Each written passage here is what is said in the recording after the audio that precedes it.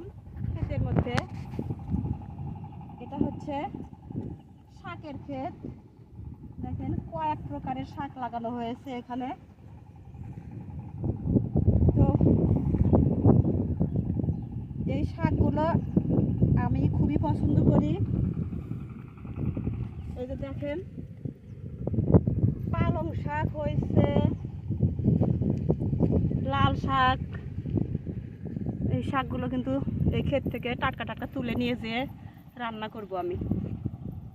এই যে দেখেন এটা হচ্ছে লাল শাক, এই যে মূলার শাক, এই যে মূলার শাক, এই যে মূলার শাক।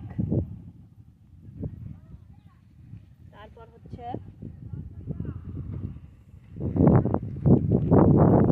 পালং শাক। এই যে এই শাকগুলো খেতে কিন্তু অনেক সুস্বাদু হয়। এই পালং শাকের কিন্তু চচ্চড়ি অনেক মজা হয়। এই যে দেখেন শাক, এই যে পালং শাক, এই যে একদম জমি থেকে টাটকা টাটকা নিজ হাতে শাক তুলে খাওয়ার মজাই কিন্তু আলাদা বন্ধুরা। দেখেন পুরা ক্ষেত ভর্তি শাক আর শাক। শাক আমাদের কেনা লাগে না, যখনই দরকার হয় আমরা কিন্তু এই ক্ষেতে থেকে শাক তুলে নিয়ে যেয়ে টাটকা টাটকা রান্না করে খাই।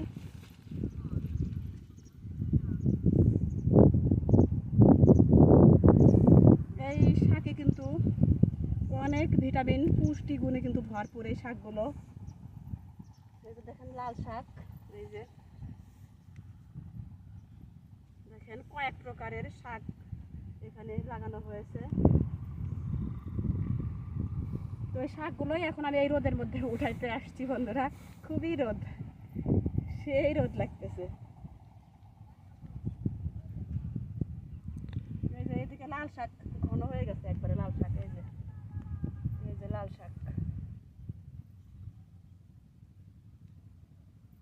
এই যে দেখেন আরো এইটুকুতে কিন্তু হবে না, আমার আরো অনেক উঠানো লাগবে। তো এখন শাকগুলো আমি নিয়ে যেয়ে টাটকা টাটকা রান্না করে খাবো। তো গ্রামে থাকার কিন্তু মজাই আলাদা বন্ধুরা। এরকম ক্ষেত থেকে নিজ হাতে টাটকা টাটকা শাক সবজি তুলে খাওয়া যায়। তো এটা কিন্তু শহরের মানুষরা কখনোই বুঝবে না। শহরের মানুষরা কিন্তু পায়, কিন্তু এরকম টাটকা টাটকা পায় না।